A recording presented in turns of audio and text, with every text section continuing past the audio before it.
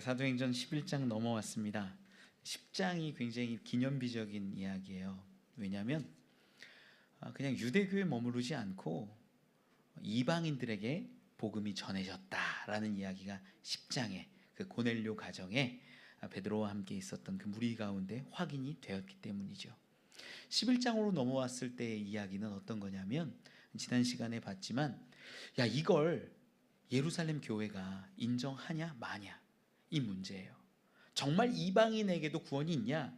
이방인에게도 하나님이 회개하시고 회개케 하고 돌이키시고 자녀 삼는 그 은혜가, 구원함이 있냐 없냐, 놀라운 문제죠.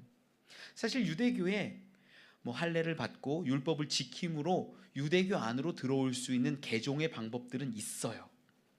그게 아니라 11장의 이야기는요, 그런 거랑 상관없이 하나님은 율법 지키는 거랑 상관없이, 할례 받는 거랑 상관없이 구원하시는 분이냐 아니냐, 아주 큰 이야기예요.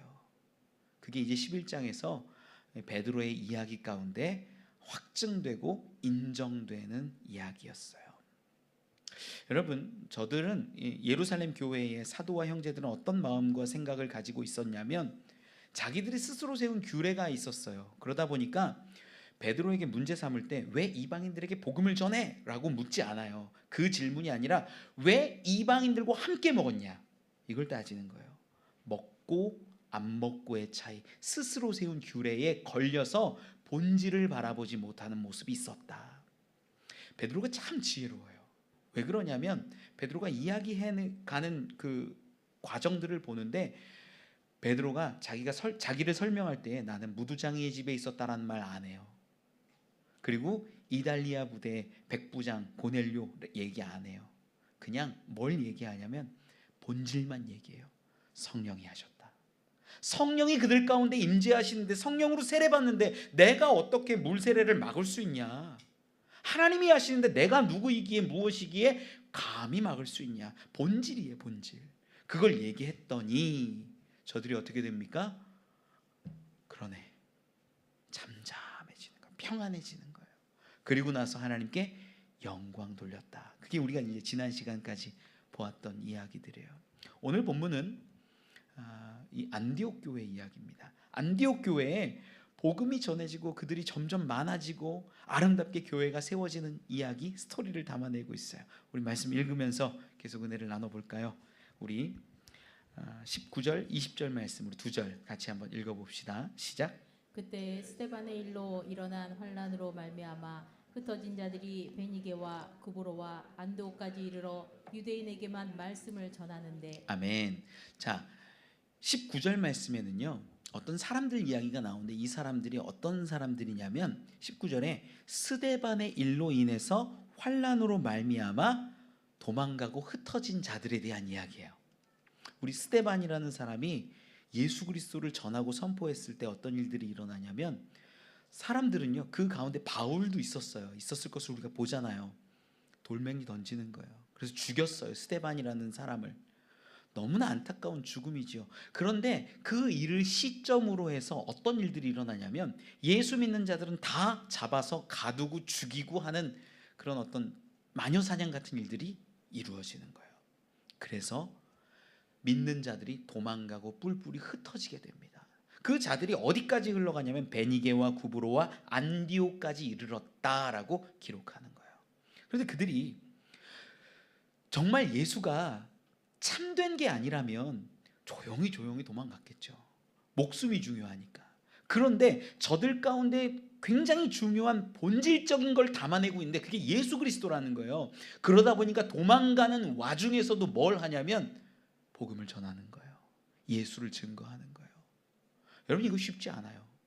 여러분들이 도망가는데, 예수로 핍박받는데 도망가는 과정에서 예수를 증거할 수 있겠어요? 아니요. 내가 예수를 증거했다가 나를 체포하고 나를 붙잡으려는 사람들이 올 수 있는데 그걸 증거할 수 있을까요? 근데 이들은 그랬다는 거예요. 그런데 말씀을 증거하고 복음을 전하는데 그 대상이 성경에 정확히 기록돼요. 19절에는 뭐라고 기록하냐면, 이르러 유대인에게만 말씀을 전하는데. 누구에게만? 유대인에게만. 아직 이들도요, 어떤 한계에 갇혀 있냐면, 이방인에게는 복음이 전해지고 이방인에게는 구원이 있다는 걸 모르는 거예요. 아직 그걸 받아들일 수가 없는 거예요. 그래서 유대인에게만 전하는 거예요. 유대인이 예수를 믿었으면 좋겠다. 유대인이 좀 예수 그리스도 우리를 위하여 죽고 부활하신 그분을 알았으면 좋겠다. 그걸 전하는 거예요. 그런데 여기서 놀라운 반전이 하나 생겨요. 20절인데 그 중에 구브로와 구레네 몇 사람이 안디옥에 이르러 헬라인에게도 말하여 주 예수를 전파하니. 헬라인이 뭐예요? 이방인이에요. 이방인에게 복음을 전하는 거예요. 그 몇 사람이 여러분, 여기 기록된 이 몇 사람, 저는 이 사람들이 누굴까? 안디옥 교회를 처음 시작한 사람, 복음을 이방인들에게 전한 사람, 이 사람들이 누굴까 궁금하고 알았으면 좋겠어요. 기록되지 않아요. 무명이에요.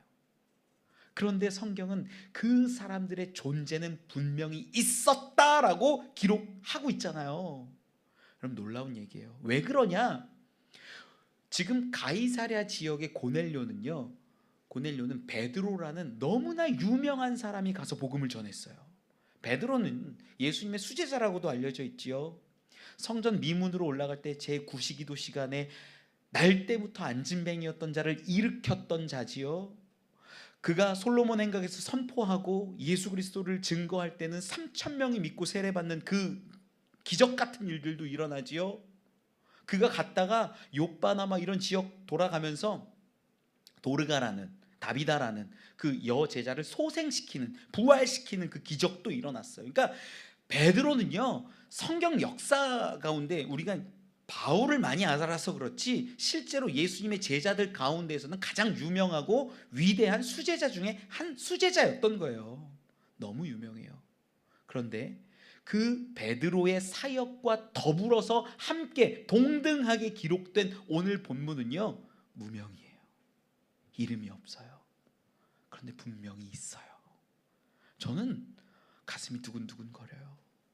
무명이지만 우리가 복음을 위해, 하나님의 영광을 위해 선포하고 전하는 그 모든 것들을 하나님은 기억하고 계심을 믿습니다. 놀라운 이야기예요.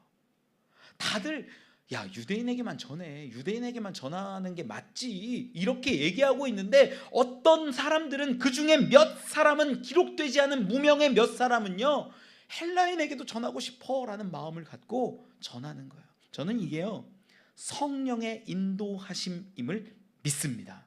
왜 그러냐? 지금 베드로에게 역사하셔서 이방인 고넬료의 가정 가운데 세례 주고 성령이 임하시는 장면이 나와 있잖아요. 오늘 본문 19절 첫 단어가 뭐예요? 그때에. 논리적으로 봤을 때는요, 비슷한 때라는 거예요. 물론 시차는 좀 날 수 있죠. 몇 개월 차이 날 수도 있고 알 수 없죠. 그런데 그 비슷한 때에 성령께서 베드로와 고넬료의 가정을 돌보시고 이방 가운데 구원을 선포하시는 그때에 또 일하시더라. 무명의 몇 사람을 통하여, 알려지지 않은 몇 사람을 통하여서 복음이 선포되고 전해지고 안디옥이라는 그 지역 가운데 교회가 세워지게 하시더라. 성령의 일하심이에요. 증거되는 거죠. 베드로에게도 일하시고 이름 없는 어떤 사람들에게도 일하셔서 하나님은요, 당신의 계획을 분명하게 복수로 드러내시는 거예요. 베드로도 또 몇 명의 사람들도 이방인들에게 복음이 증거되는 거예요. 여러분, 이 이야기 가운데는 19절에는요, 스데반의 일로부터 시작해서 이야기가 전해지잖아요. 이거는 스데반이 돌 맞고 죽은 그 사건이 안타깝고 속상하고 왜 이런 일이 일어날까라는 우리 마음 가운데 불편함이 분명히 있지만 성령께서 모든 것을 주도하고 계신다라는 것을 보여주는 대목이기도 해요. 성령께서 때로는 베드로를 사용하여서 고넬료를, 때로는 이 몇몇 사람들을 통하여서 안디옥 교회에 이르기까지 일하고 계신다. 성령은 쉬지 않습니다. 성령은 동일하게 일하십니다. 베드로에게도, 이름을 알 수 없는 몇몇 사람에게도. 저는 우리가 그 일에 함께 할 수 있는 분들이 됐으면 좋겠어요. 여러분, 전도는요, 유명한 사람이 하는 게 아니에요. 막 기적의 사람, 능력의 사람 뭐 일으키고 세우고 이런 사람들이 전도하는 게 아니라 하나님의 마음을 받은 그 한 사람 한 사람이 전도하는 게 옳아요. 전 여러분들이 그래서 하나님의 마음을 받고 그 받은 마음 가지고 온전히 예수 그리스도를 선포할 수 있기를 원합니다. 우리가 전도 참 안 해요. 전도 잘 안 해요. 교회 오래 다니는 사람일수록 전도 잘 안 해요. 제가 너무 감사한 건 우리 교회에 그래도 전도팀이 세워져 가고 전도하는 가정들이 있고 이 모습들이 너무 귀하고 복되고 좋은 거예요. 제가 저희 어머니 권사님을 참 존경하는데 왜 존경하냐면 아들이 교회 개척했다고 해서 아들 도와줄 요량으로 오신 것도 마음에 어느 한켠에는 있을 거예요. 그런데 아들의 일을 돕는 게 아니라 진짜 하나님의 일을 감당하려고 애쓰는 모습들을 볼 때가 많아요. 저희 어머니 인천 지리도 모르고 지역도 모르고 사람도 몰라요. 그런데 여기 와서 때로 이렇게 시간이 나면 양떼 목장 돌고 뭐 이런 거 하시거든요. 근데 돌다가 앉아있는 누구 보면 가서 아 세상이 어떻대요 이렇대요 이러다가 뭘로 넘어가냐면 예수로 딱 넘어가요. 복음으로 넘어가요. 그래서 우리 교회에 오신 분들도 여럿 계시고 세례 받으시고 신앙생활 하시는 분들이 있어요. 뭐예요? 타지에 갔는데도 나 아는 사람 하나도 없는데도 거기에서도 내가 하나님의 일이라고 느껴지고 복음을 전해야겠다라는 생각이 드니까 전도를 하잖아요. 그런데 20년 30년 신앙생활하고 교회 다닌 사람들 주변에 내가 전도할 사람이 없어요 라고 말하는 사람 부지기수예요. 아니요. 여러분 하나님의 마음을 받은 사람은 전도하는 줄 저는 믿습니다. 베드로에게도 이름 없는 어떤 사람들에게도 똑같이 역사하시더라는 거예요. 여러분 우리에게 도전이 되었으면 좋겠어요. 그래서 세워진 교회가 어디예요? 안디옥 교회라는 거예요. 본문으로 돌아와서 우리 21절 말씀 같이 한번 읽어보죠. 시작. 주의 손이 그들과 함께 하심에 수많은 사람들이 믿고 주께 돌아오더라. 아멘. 주의 손이, 주의 권능의 손이, 주의 구원의 손이, 주의 능력의 손이, 주께서 도우시는 그 손이 함께 하시니까 수많은 사람들이 믿고 주께 돌아오더라. 이제 뭐가 세워졌냐면 안디옥 교회가 세워진 거예요. 안디옥 교회는요 굉장히 중요한 교회입니다. 왜 그러냐면 먼저 안디옥이라는 지역을 보면 이 예루살렘, 이스라엘 중심으로 봤을 때 북쪽으로 쭉 올라가면 있는 도시인데 가이사랴도 북쪽에 있었지만 가이사랴는 어떤 지역이냐면 유다도라고 그냥 할게요. 유다도의 수도가 가이사랴예요. 그런데 이 지역 위쪽까지 다 통틀어서 보면 수도로 칭할 수 있는 게 뭐예요? 도청이라고 칭할 수 있는 게 안디옥이에요. 쉽게 말하면 로마가 얼마나 큰지 몰라요. 로마라는 제국 자체가 가장 큰 도시가 어떤 도시였냐면 로마예요. 로마가 제일 컸어요. 그 다음 두 번째로 큰 도시가 알렉산드리아였어요. 알렉산드리아는 보통 같은 지명은 사실 몇 군데 있기는 한데 가장 우리가 일반적으로 얘기하는 지명의 도시가 이 이집트 위쪽에 있는 그 도시 알렉산드리아, 거기를 얘기해요. 거기가 두 번째로 컸어요. 로마 전체에서. 세 번째로 큰 도시가 어디냐면 안디옥이에요. 그 당시 인구가 70만 명 정도 됐다고 합니다. 여러분 70만 명이요 어마어마한 숫자예요. 사실 남동부 인구가 몇 명이냐면 48만 명이에요. 아파트 얼마나 높아요. 얼마나 많은 사람들이 있어요. 그런데 이 인구가 48만 명이고 연수구가 45만 명이에요. 그런데 안디옥이 몇 만이라고요? 70만. 그럼 30층 아파트가 있었을까요? 없었어요. 그 당시에. 그런데 70만 명이 함께 살아가는 도시가 안디옥이라는 걸 알면 얼마나 거대하고 큰 도시였을까 우리가 짐작하게 되는 거예요. 그 도시가 안디옥 교회예요. 그리고 여긴 특징이 있어요. 사도들이 세워요? 아니에요. 무명해. 아무것도 모르는 무명해. 그 사람들이 복음을 증거하다 이방인들로 인하여서 교회가 세워진 거예요. 이 안디옥 교회가 참 중요한데 이방인들 교회가 이방인들로부터 세워지다 보니까 이 교회는요 어떤 마음을 갖게 되냐면 이방인을 구원하는 것이 너무나 귀하고 중요하다 이걸 알게 돼요.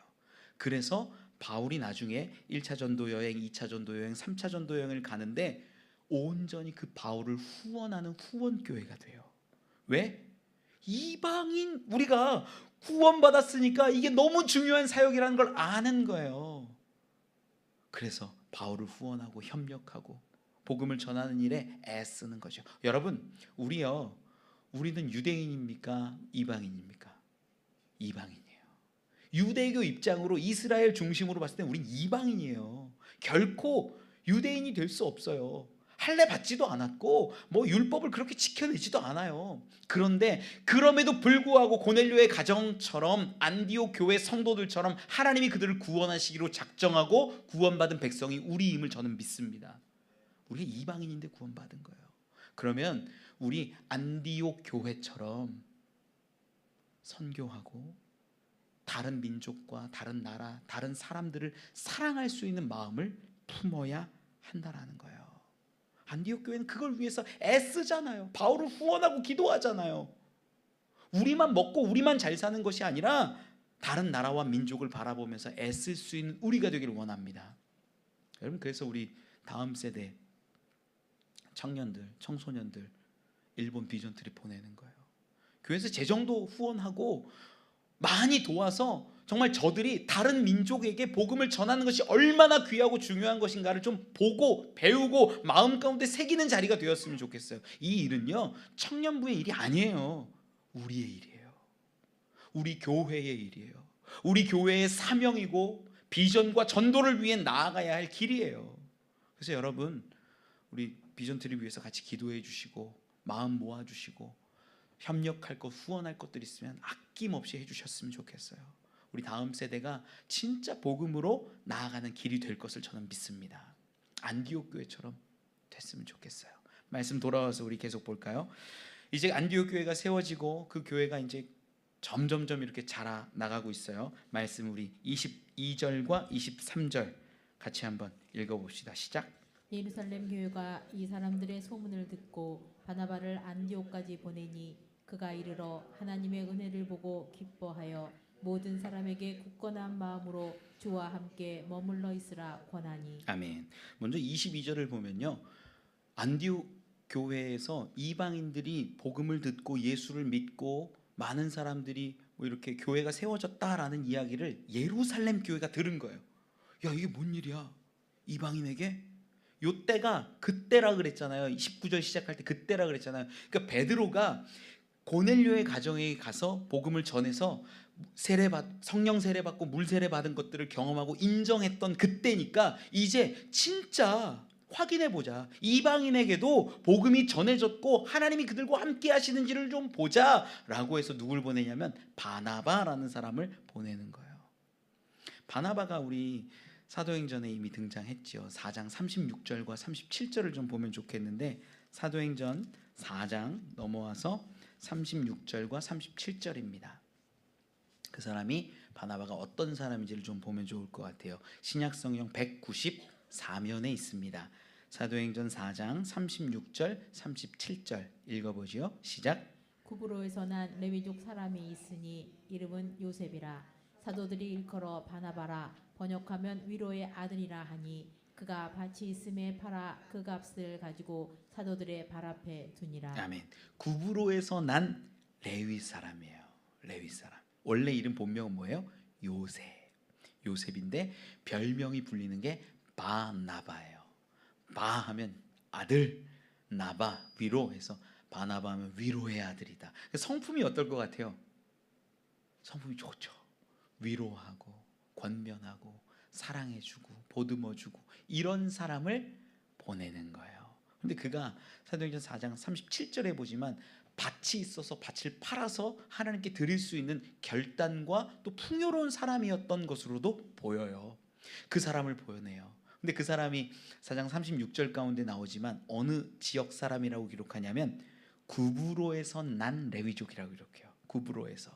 자, 오늘 본문으로 넘어와서 사도행전 11장 19절에 뭐라고 기록하냐면 그때 스데반의 일로 일어난 환란으로 말미암아 흩어진 자들이 베니게와 구브로와 안디옥까지 이르러. 여기 구브로가 나와요, 안 나와요?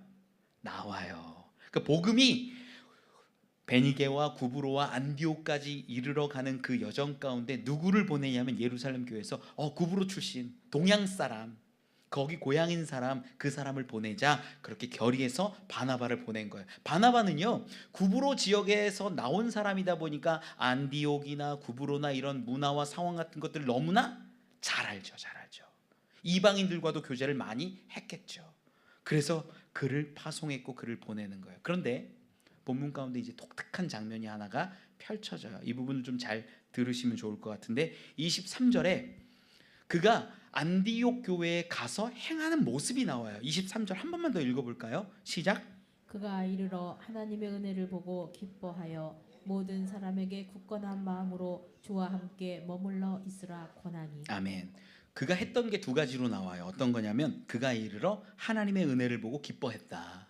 하나님의 은혜를 보고 기뻐했다. 그리고 두 번째가 뭐냐면 모든 사람에게, 성도들이겠죠, 굳건한 마음으로 주와 함께 머물러 있으라 이렇게 권면했다라는 이야기예요. 그런데 한글 성경으로 이 부분을 이렇게 읽어가면 어떻게 느껴지냐면 그가 하나님의 은혜를 보고 기뻐해서 그 기쁨 가운데, 기쁨 때문에 내가 여기 있는 모든 사람들에게 굳건한 마음으로 주와 함께 머물러 있으라 라고 말한 것처럼 좀 느껴져요. 한글 성경은. 그리고 여기에 번역이 조금, 저는 좀 다른 생각을 하는데, 여기에 헬라어로 보면, 헬라어 성경에 보면 카이라는 단어가 나와요. 이 뭐냐면 그리고예요. 그리고 카이, 엔드 뭐 이런 거예요.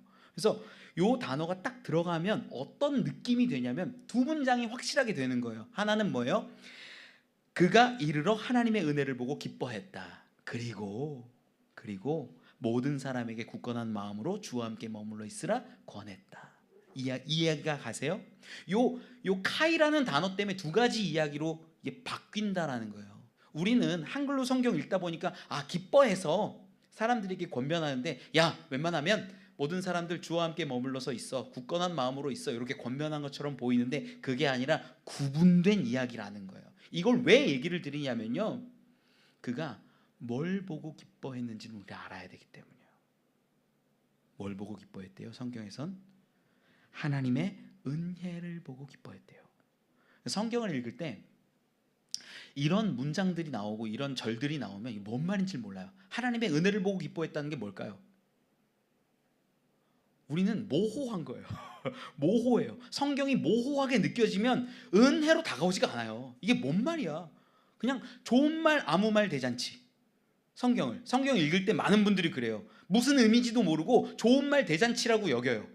좋은 얘기야. 다 축복하는 얘기야. 나쁜 말은 없어. 뭐 저주했더라 죽었더라 그런 건 나쁜 말이고, 야, 좋은 말 대잔치야. 하나님의 은혜를 보고 당연히 기뻐하는 게 맞지, 하나님의 은혜를 보고 슬퍼하는 게 맞아? 이렇게 물어요. 아니요. 정확히 볼 때 무엇인지를 알게 되고 그 무엇이 나에게 주는 놀라운 은혜가 있다는 거예요. 이게 뭔지를 알아야 돼요. 하나님의 은혜가 뭐냐, 뭘 보았기에 기뻐했냐. 맥락으로 보면 정확하게 알 수 있죠. 일단은 맥락이 뭘까요? 안디옥 교회에 갔는데 하나님의 은혜를 보고 기뻐했다고 하니까 뭘 보고 기뻐할 수 있어요? 성도들이 많아진 걸 보고 기뻐할 수 있겠죠. 기본적인 거예요. 이건 막 기쁠 수 있어요. 저도 교회에 막 성도들이 매주 새신자가 막 30명씩 들어오면 어떨까요? 목사님이 기뻐요, 안 기뻐요? 1부 때 제가 이 얘기를 하다가 주방팀 팀장님 집사님을 딱 봤는데 이러시더라고요. 매주 30명 와봐요. 얼마나 힘들까요? 여러분 감당 못해요. 여러분 감당 못해요. 기쁜 것도 있고 힘든 것도 생겨요. 여러분, 여기 있는 하나님의 은혜가 성도가 늘었다라는 이야기는 하는 걸까요? 아니에요. 그거 아니에요. 그러면 하나님의 은혜는 뭘까요? 조금 더 깊이 들어가 보면 이런 것일 수 있어요. 맥락적으로 우리가 보니까 일단 맥락적으로 볼 때는 하나님의 은혜를 이방인들에게 하나님이 구원을 허락하셨다, 이것으로 볼 수도 있어요. 가능하죠. 충분히 가능하죠. 맥락적으로 볼 때. 스토리가 이거니까 이방인들에게 구원이 임하는 걸 보니까 너무 기쁘고 감사하고 즐거울 수 있죠. 저도 성도들이 많이 오는 거 기쁩니다. 즐겁습니다. 행복합니다. 그런데 어떤 사람이 오면 너무 기쁘냐면 오랫동안 기도한 사람. 뭔지 알아요, 여러분? 정말 하나님이 아니면 결코 안 될 것 같은 그 사람이 교회에 딱 들어오면요, 마음이 울컥해요. 하나님이 일하신 것 같아요. 내 힘으로는 안 될 것 같은 기적을 하나님이 주신 것 같아요. 마치 하나님 아니면 안 됩니다. 기적 아니면 안 됩니다. 하나님 아니면 저 사람이 예수 믿고 구원받을 수 없을 것 같은데 하나님이 만약에 그 일을 이루어 주시면 얼마나 기뻐요. 우리 가운데 그 하나님의 은혜를 보고 기뻐할 수 있겠지요. 맥락적으로 보면 그렇게 느껴져요. 그런데 오늘 본문에 하나님의 은혜를 보고 기뻐했다라는 이 해답이요, 키가 어디 있냐면은 기뻐하며에 있어요. 기뻐하며. 뭘 기뻐했냐? 기뻐했다라는 게요, 사실 헬라어에 굉장히 많은 표현들이 있어요. 기쁘다라는 의미예요. 네, 기쁨이가 있어요 여기. 네, 기쁘다라는 뜻이 뭐냐면 그냥 단순히 기뻐하는 게 아니에요. 여기서 말하고 있는 이 기뻐하다라는 의미가 카이로라는 단어를 쓰는데, 요 단어가 이제 어근은 같은데 바뀌는 게 카라예요. 카라라는 게 이제 기쁨이라는 거 아마 아시는 분들 계실 거예요. 카이로, 이게 기쁨인데 어마어마한 기쁨이에요. 감당할 수 없을 만큼 큰 기쁨이에요. 헬라어에 이 기쁨이라는 표현이 굉장히 많이 나오는데, 중요한 건요, 우리가 용례를 가지고 조금 여러분들 설명을 드리면 좋을 것 같아서 말씀을 드려볼게요. 지금 오늘 본문에 하나님의 은혜를 보고 기뻐했다는데, 이게 단순히 숫자라면 문제가 발생해요.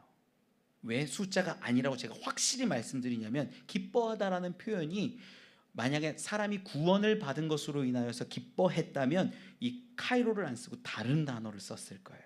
우리 성경을 한번 볼까요? 사도행전 16장 34절입니다. 사도행전 16장 34절 말씀 같이 한번 읽어봅시다. 16장 34절 같이 한번 읽어보죠. 시작. 그들을 데리고 자기 집에 올라가서 음식을 차려주고 그와 온 집안이 하나님을 믿음으로 크게 기뻐하니라. 아멘. 이게 어떤 장면이냐면, 바울이 빌립보 교회에 갔다가 감옥에 갇혀요. 옥문이 열려지고 놀랍게 기적적으로 탈옥하게 돼요. 탈옥이에요. 어쨌든 나와요. 그래서 이 간수의 집에 가서 간수에게 복음을 전하고 그 간수와 그 집 사람들이 예수를 믿게 되었을 때에 기뻐하더라라는 이야기예요. 34절 끝에 보면 그와 온 집안이 하나님을 믿음으로 크게 기뻐하니라. 뭘 보고 기뻐한 거예요? 하나님을 믿게 되어서 기뻐한 거예요. 여기 나오는 기뻐하더라라는 표현이요, 어떤 거냐면 아갈리아오라는 단어예요. 카이로가 아니에요. 그러니까 믿는 모습을 보고 기뻐하고 믿는 숫자가 늘어가는 것을 바라보고 기뻐하는 건 아갈리아오라는 단어를 쓰는데, 오늘 본문으로 돌아와서 하나님의 은혜를 보고 기뻐했다는 건 다른 단어예요. 카이로예요. 카라예요. 그러니 단순히 사람이 믿게 되었다라고 기뻐하는 건 아니라는 거예요. 조금 더 용례를 깊이 보면 어떤 게 있냐면, 우리가 기뻐한다라고 얘기하는데 로마서 12장 1절에 보면 거룩한 산제물 드리라라는 얘기 있어요. 안 찾아보고 말씀드릴게요. 하나님이 기뻐하시는 거룩한 산제물로 드려라 라고 말하는 그 단어가 있어요. 그 기뻐함이 아레스토스라는 단어를 쓰는데, 이건 뭐냐면 기뻐하는데 뭔가를 했을 때 기뻐지는 거예요. 뿌듯함이에요. 뿌듯함. 야, 하나님께 내가 거룩한 산제물로 내 삶을 드리고 내 마음을 드리고 내 중심을 들여서 살아갈 거야. 그러니까 내 하나님의 마음 가운데 어떤 뿌듯함이, 내 마음 가운데 뿌듯함이 있는 거, 그게 아레스토스예요. 그 단어를 쓰지도 않아요.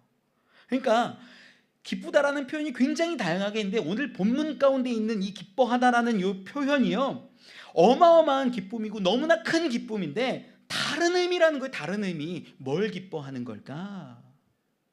사람이 믿어서 기뻐지는 것도 아니고 내가 뭔가를 해서 기쁜 것도 아닌 거예요. 바나바가 안디옥 교회 가서 내가 열심히 해서 하나님의 은혜로 막 뭔가 이루어지는 걸 보고 기뻐한 게 아니라, 사람들이 많아지는 걸 보고 기뻐하는 게 아니라 뭘 보고 기뻐했을까?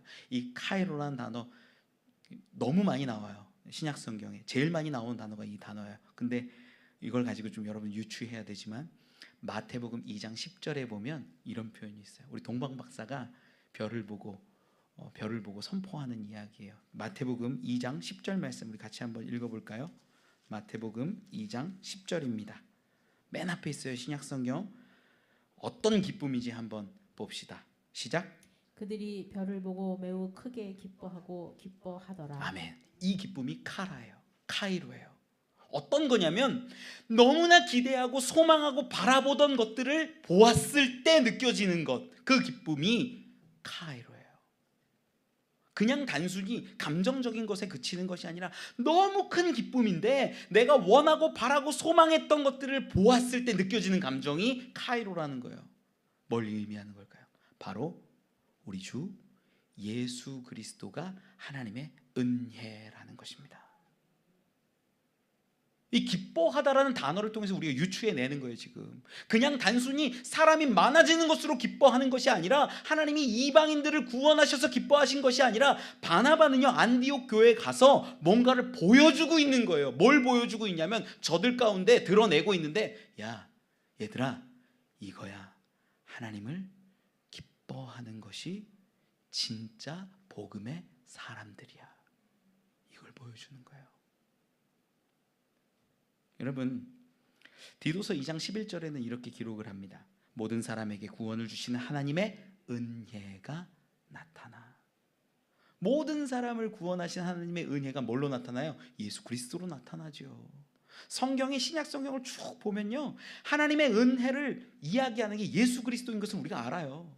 하나님의 은혜의 정점이 뭐냐면 예수 그리스도예요. 우리를 구원하시려고 당신의 외아들 독생자를 내어주신 사건, 그분으로 우리가 구원을 받아요.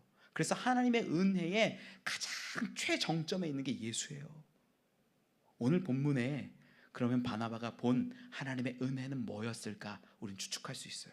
바로 예수 그리스도를 바라보며 기뻐했다라는 거예요. 제가 말씀을 준비하고 읽어가면서 저를 좀 봤는데 참 부족하더라고요.